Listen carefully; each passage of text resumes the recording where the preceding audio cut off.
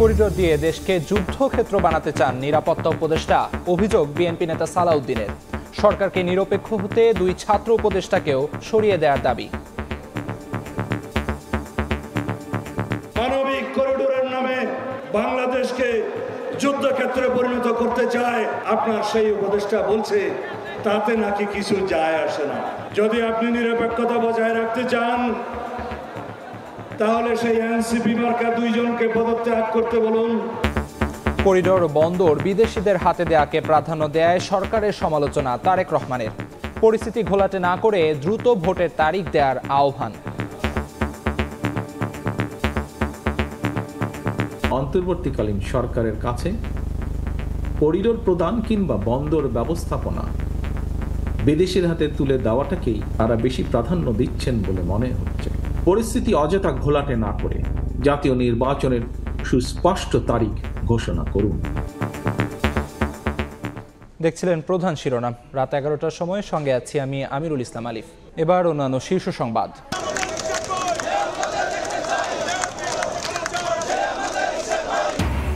দক্ষিণ সিটির মেয়রের দায়িত্ব বুঝিয়ে দেওয়ার দাবিতে বিক্ষোভ। নগর ভবনে উপদেষ্টা ও সচিবকে অবাঞ্ছিত ঘোষণা। সরকারি নিরপেক্ষতা নিয়ে প্রশ্ন ইশরাকের। যারা ক্ষুদ্র ঋণ নিয়ে ভুল ধরত তারা ব্যাংকের টাকা নিয়ে পালিয়েছে বললেন প্রধান উপদেষ্টা। মাইক্রো ক্রেডিট ব্যাংক আইন করার তাগিদ। এমআরএ ভবন উদ্বোধন। ঢাকা বিশ্ববিদ্যালয় শিক্ষার্থী সাম্য হত্যায় 3 আসামি 6 দিনের রিমান্ডে। বিশেষ ট্রাইব্যুনালে হবে বিচার, জানালেন ডিএমপি কমিশনার। 1 সপ্তাহের মধ্যেই চার্জশিট। এবং স্থলবন্দর দিয়ে বাংলাদেশ থেকে পোশাক ও প্রক্রিয়াজাত খাদ্যপণ্য আমদানি বন্ধ করল ভারত। আমদানি চালু থাকবে নবসেবা ও কলকাতা সমুদ্র বন্দর দিয়ে।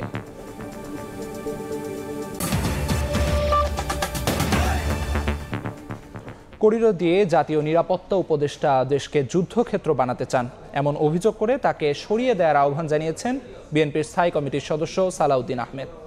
একই সঙ্গে দুই ছাত্র উপদেষ্টাকে সরিয়ে ডিসেম্বরের মধ্যেই নিরপেক্ষ নির্বাচন দেওয়ার আহ্বান তার। বলেন, ভোটের জন্য আন্দোলন করতে হলে তা হবে সরকারের জন্য লজ্জাজনক। খুলনা নগর জুড়ে মিছিল আর মিছিল, স্লোগানে মুখর রাজপথ। সবার গন্তব্য সার্কিট হাউস মাঠ। যুবদল, স্বেচ্ছাসেবক দল ও ছাত্র দলের আয়োজনে খুলনা ও বরিশাল বিভাগের তারুণ্যের সমাবেশে যোগ দেন হাজার হাজার নেতাকর্মী। প্রধান অতিথি হিসেবে সমাবেশে যোগ দেন বিএনপির স্থায়ী কমিটির সদস্য সালাউদ্দিন আহমেদ। বলেন, বিদেশি নাগরিকদের কাছে দেশ নিরাপদ থাকতে পারে না। একজন বিদেশি নাগরিকের কাছে এই দেশের সেনাবাহিনী নিরাপত্তা সংক্রান্ত রিপোর্ট প্রদান করবে কিভাবে ভাবলেন?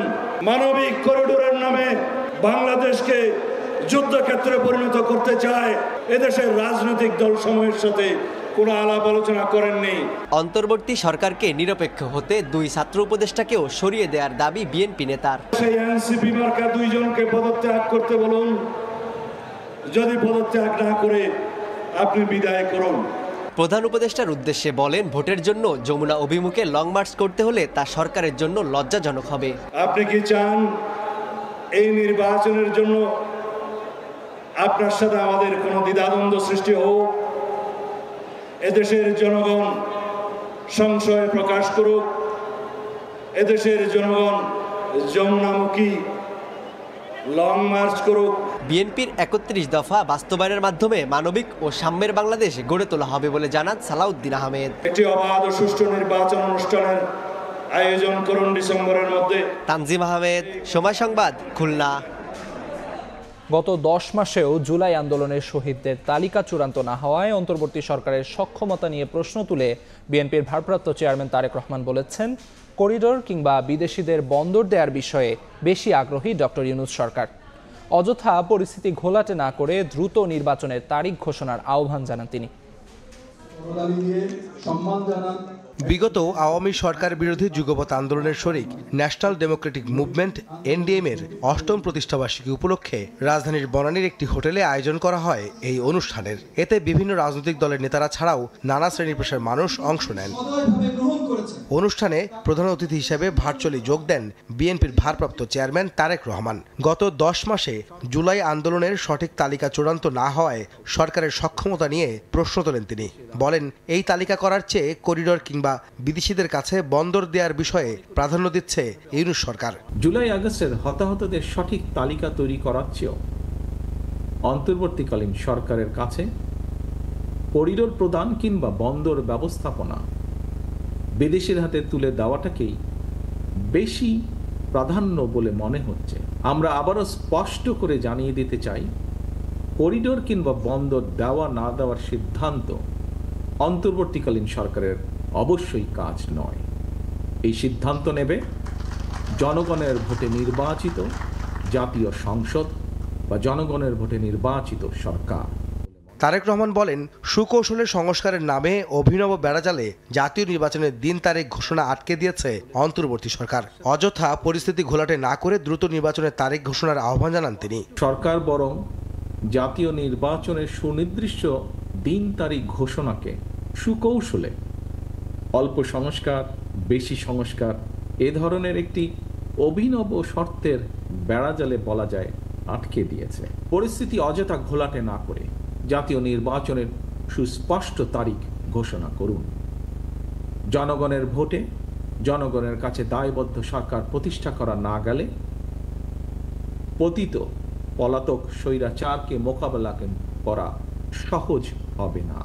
বিএনপির ভারপ্রাপ্ত চেয়ারম্যান বলেন, বর্তমান সরকার জনগণের জবাবদিহি সরকার নয়, তাই অন্তর্বর্তী সরকারের উচিত হবে জনগণের আশাকাঙ্ক্ষা বাস্তবায়নের মাধ্যমে নির্বাচিত সরকার প্রতিষ্ঠা করা। বিনিয়োগ সম্মেলন করলেও। আহমেদ সালেহীন, সময় সংবাদ, ঢাকা। বিএনপি নেতা ইশরাক হোসেনকে মেয়রের দায়িত্ব বুঝিয়ে দেওয়ার দাবিতে আজও বিক্ষোভ করেছেন তার সমর্থকরা। এদিকে গ্যাজেট প্রকাশের 20 দিন পরও শপথ আয়োজন না করায় সরকারের নিরপেক্ষতা নিয়ে প্রশ্ন তুলেছেন ইশরাক হোসেন।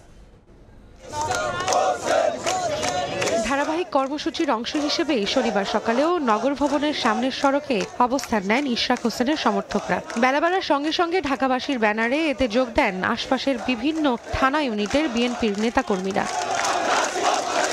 স্লোগানে স্লোগানে ইশরাককে মেয়রের দায়িত্ব বুঝিয়ে দেওয়ার দাবি জানান অংশগ্রহণকারীরা। তবে তারা সড়কে অবস্থান নেওয়ায় বন্ধ হয়ে যায় যানবাহন চলাচল। গেজেট প্রকাশের পরও ইশরাককে কেন মেয়রের দায়িত্ব বুঝিয়ে দেওয়া হচ্ছে না সে প্রশ্ন তুলে দ্রুত শপথ গ্রহণ অনুষ্ঠান আয়োজনের আহ্বান বিক্ষোভকারীদের। এই শপথ গ্রহণ এসে বিলম্বিত হচ্ছে, আমরা এটা নিয়ে শঙ্কিত। নগর পিতাকে দায়িত্ব দেওয়া হোক এবং আমাদের নগরবাসীর ইচ্ছা পূরণ করা হোক। যদি গড়িমসি করে তাকে শপথ নিতে তারা ব্যর্থ হয়, তাহলে আমরা এই আন্দোলন প্রতিটি অলি গলিতে ঢাকা শহরে ছড়িয়ে দেব। এক পর্যায়ে প্ল্যাকার্ড আর ব্যানার হাতে মিছিল বের করেন বিক্ষোভকারীরা। গোলাপ শাহ মাজার দিয়ে 0 পয়েন্ট হয়ে প্রেস ক্লাব ঘুরে মিছিল শেষ হয় আবার নগর ভবনের সামনে গিয়ে। এ সময় স্থানীয় সরকার উপদেষ্টা আসিফ মাহমুদ, সজীব ভুইয়া ও মন্ত্রণালয়ের সচিবকে নগর ভবনে অবাঞ্ছিত ঘোষণা করেন ইশরাক সমর্থকরা। সরকারের উপদেষ্টাদের মধ্যে 2-1 অতি উৎসাহী, যারা অতি দুর্নীতিবাজ ইতিমধ্যে তারা প্রমাণিত হয়েছেন গত 8 মাসে।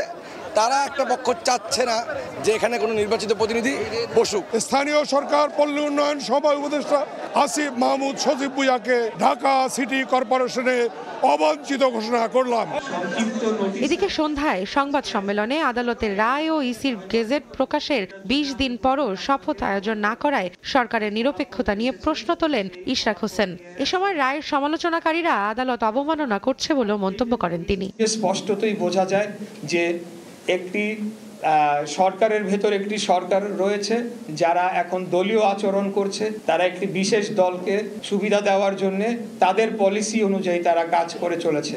এনসিপি একটি তারা বিবৃতি দেয়, সেখানে বলা হয় যে এরকম এই রায়ের বিষয়ে পর্যবেক্ষণ করা হয়, এমনকি যে বিচারক তার ব্যাপারেও বিষোদ্গার করা হয়, যেটি কিনা অত্যন্ত দুঃখজনক। শপথ আয়োজনের দাবিতে জনগণের আন্দোলনে বাধা প্রদানকারীদের ফ্যাসিবাদের দোষর আখ্যা দেন ইশরাক হোসেন। রৌনক নিয়ন্তা, সময় সংবাদ, ঢাকা। মানবিক ও নিরাপদ সমাজ গড়তে যুব সমাজ সহ সবাইকে ঐক্যবদ্ধ হওয়ার আহ্বান জানিয়েছেন জামায়াতে ইসলামের আমির ডক্টর শফিকুর রহমান। সন্ধ্যায় দলের কাফরুল দক্ষিণ থানার আয়োজনে তিনি একথা বলেন। জামাত আমির বলেন, সমাজে 2 ধরনের রাজনীতিবিদ আছেন। একদল নির্বাচনের আগে মধুর কথা বলে ভোটে জিতে পরে ভুলে যান, আরেক দল জনগণের দেয়া আমানতকে নিজের বোঝা মনে করেন। চাঁদাবাজি দুর্নীতি বন্ধ হবে এমন প্রত্যাশায় যারা ভোট দিয়েছে তাদের অগ্রাধিকার দিয়ে কাজ করেন।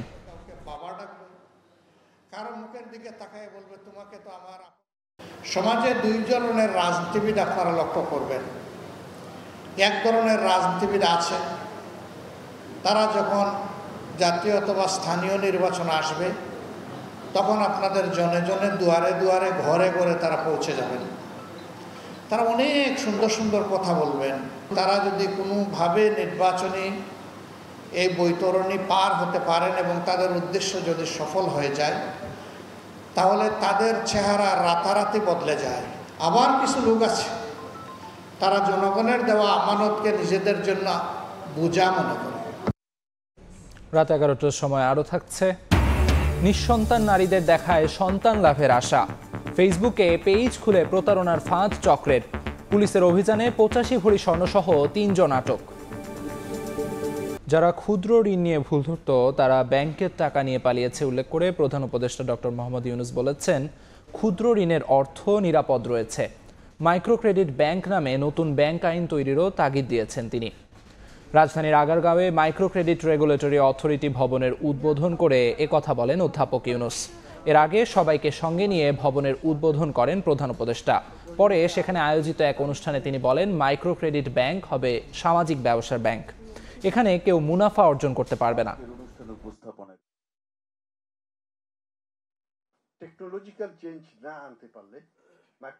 বিজিবি মহাপরিচালক বলেছেন, ভারতের পুশিনে দেশে জঙ্গি সন্ত্রাসী ঢুকে পড়ার শঙ্কা উড়িয়ে দেওয়া যায় না। আর স্বরাষ্ট্র উপদেষ্টা বলেছেন, পুশিন বন্ধে ভারতকে চিঠি পাঠানো হয়েছে। সকালে সাতক্ষীরায় সুন্দরবনের দক্ষিণ পশ্চিমাঞ্চলে ভাসমান সীমান্ত পর্যবেক্ষণ চৌকি উদ্বোধন করেন উপদেষ্টা। এ সময় সাংবাদিকদের প্রশ্নের জবাবে বলেন, ভারত পুশ ইন করলেও বাংলাদেশ অবৈধভাবে পুশ ব্যাক করবে না।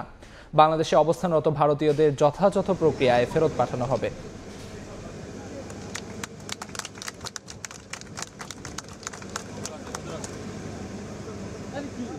প্রপার চ্যানেলে যদি বাংলাদেশিরা থাকে তাদের পাঠাবে। গতকালকে আপনারা দেখছেন যে সে ব্রাহ্মণবাড়িয়া ওই সীমান্ত কিন্তু তারা পুশিনের চেষ্টা করছে, বাট বিজিবির সাথে আনসার এবং জনগণের সহায়তায় তারা কিন্তু করতে পারে নাই। আমার কাছে এটা ওরকম উস্কানিমূলক মনে হচ্ছে না, যেহেতু এর আগেও কিন্তু ওনারা এক সময় এই পুশিনটা করছিল অনেক আগে, যে সময় আমি ডিজিবিডিআর ছিলাম সেই সময় করছে। দেখছেন রাত 11টার সময়। সব সমস্যার সমাধান মিলবে দোয়া কবুলের অলৌকিক গল্প নামে ফেসবুক গ্রুপে। এমন প্রচারণা নজরে আসার পর সেই গ্রুপে এক পোস্টদাতার খপ্পরে পড়ে 25 ভরি স্বর্ণ খোয়ান নিউ মার্কেট এলাকার এক নারী। অনলাইনে এই প্রতারক চক্রের 3 সদস্যকে আটক করেছে পুলিশ। উদ্ধার করা হয়েছে 85 ভরি স্বর্ণ। সংবাদ সম্মেলনে তারা জানায়, মানুষের সরলতাকে পুঁজি করে প্রতারণা করে আসছে চক্রটি। সন্তান নেই, এই অপূর্ণ ইচ্ছা পূরণে নিউ মার্কেট এলাকার এক নারী সবশেষ শরণাপন্ন হন দোয়া কবুলের অলৌকিক গল্প নামে ফেসবুক গ্রুপে। পরে অনলাইন প্রতারকদের ফাঁদে পড়ে ওই নারী হারান 25 ভরি স্বর্ণ সহ নগদ টাকা ও কাপড়। শনিবার ডিএমপি মিডিয়া সেন্টার এক সংবাদ সম্মেলনে উঠে আসে চাঞ্চল্যকর এ তথ্য। পুলিশ জানায়, এই ঘটনার 1 বছর পর চক্রের 3 সদস্যকে আটক করেছে পুলিশ। দোয়া কবুলের অলৌকিক গল্প, এইটার যে অ্যাডমিন সঞ্জিদা আলো, এই সঞ্জিদা আলো আসলে ওটা ফেক নাম, এটা তার আসল নাম হচ্ছে অনামিকা। পুলিশ জানায়, মানুষের সরলতাকে পুঁজি করে প্রতারণা করে চক্রটি। বিভিন্নভাবে অনলাইনের যে ফেক পেজের মাধ্যমে, গ্রুপের মাধ্যমে বা আইডির মাধ্যমে আমরা প্রতারণার শিকার হচ্ছি, এইটা আসলে একটু সচেতন হওয়া সবার দরকার। অভিযানে 85 ভরি স্বর্ণ সহ নগদ 3.5 লাখ টাকা উদ্ধার করা হয়েছে বলেও জানানো হয় সংবাদ সম্মেলনে। মাহাদ ইসলাম ধ্রুব, সময় সংবাদ, ঢাকা। বিএনপি নেতা ইশরাক হোসেনকে মেয়রের দায়িত্ব বুঝিয়ে দেওয়ার দাবিতে আজও বিক্ষোভ করেছেন তার সমর্থকরা।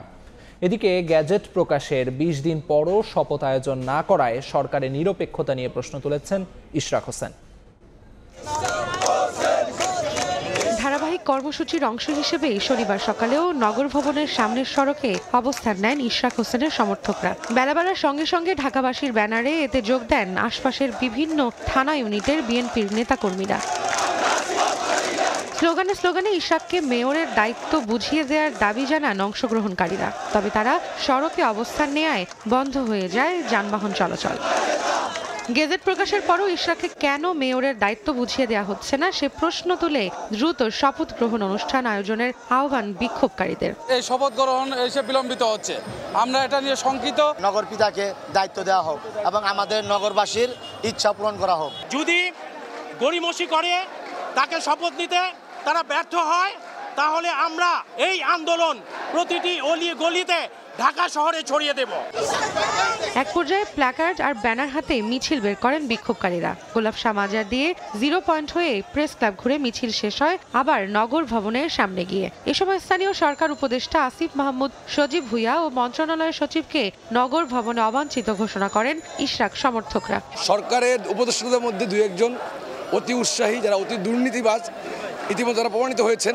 গত 8 মাসে তারা একটা পক্ষ চাচ্ছে না যে এখানে কোনো নির্বাচিত প্রতিনিধি বসুক। স্থানীয় সরকার পল্লী উন্নয়ন সভা উপদেষ্টা আসিফ মাহমুদ, সজীব ভুইয়াকে ঢাকা সিটি কর্পোরেশনে অবাঞ্ছিত ঘোষণা করলাম। এদিকে সন্ধ্যায় সংবাদ সম্মেলনে আদালতের রায় ও ইসির গেজেট প্রকাশের 20 দিন পরও শপথ আয়োজন না করায় সরকারের নিরপেক্ষতা নিয়ে প্রশ্ন তোলেন ইশরাক হোসেন। এ সময় রায়ের সমালোচনাকারীরা আদালত অবমাননা করছে বলেও মন্তব্য করেন তিনি। স্পষ্টতই বোঝা যায় যে একটি সরকারের ভেতর একটি সরকার রয়েছে যারা এখন দলীয় আচরণ করছে, তারা একটি বিশেষ দলকে সুবিধা দেওয়ার জন্য তাদের পলিসি অনুযায়ী তারা কাজ করে চলেছে। এনসিপি একটি তারা বিবৃতি দেয়, সেখানে বলা হয় যে এরকম এই রায়ের বিষয়ে পর্যবেক্ষণ করা হয়, এমনকি যে বিচারক তার ব্যাপারেও বিষোদ্গার করা হয়, যেটি কিনা অত্যন্ত দুঃখজনক। শপথ আয়োজনের দাবিতে জনগণের আন্দোলনে বাধা প্রদানকারীদের ফ্যাসিবাদের দোষর আখ্যা দেন ইশরাক হোসেন। রৌনক নিয়ন্তা, সময় সংবাদ, ঢাকা। মানবিক ও নিরাপদ সমাজ গড়তে যুব সমাজ সহ সবাইকে ঐক্যবদ্ধ হওয়ার আহ্বান জানিয়েছেন জামায়াতে ইসলামের আমির ডক্টর শফিকুর রহমান। সন্ধ্যায় দলের কাফরুল দক্ষিণ থানার আয়োজনে তিনি একথা বলেন। জামাত আমির বলেন, সমাজে 2 ধরনের রাজনীতিবিদ আছেন। একদল নির্বাচনের আগে মধুর কথা বলে ভোটে জিতে পরে ভুলে যান, আরেক দল জনগণের দেয়া আমানতকে নিজের বোঝা মনে করেন। চাঁদাবাজি, দুর্নীতি বন্ধ হবে এমন প্রত্যাশায় যারা ভোট দিয়েছে তাদের অগ্রাধিকার দিয়ে কাজ করেন।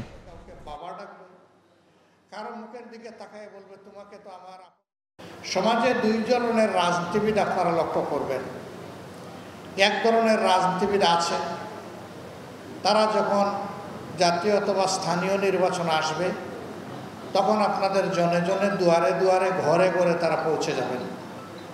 তারা অনেক সুন্দর সুন্দর কথা বলবেন। তারা যদি কোনোভাবে নির্বাচনী এই বৈতরণী পার হতে পারেন এবং তাদের উদ্দেশ্য যদি সফল হয়ে যায়, তাহলে তাদের চেহারা রাতারাতি বদলে যায়। আবার কিছু লোক আছে, তারা জনগণের দেওয়া আমানতকে নিজেদের জন্য বোঝা মনে করে।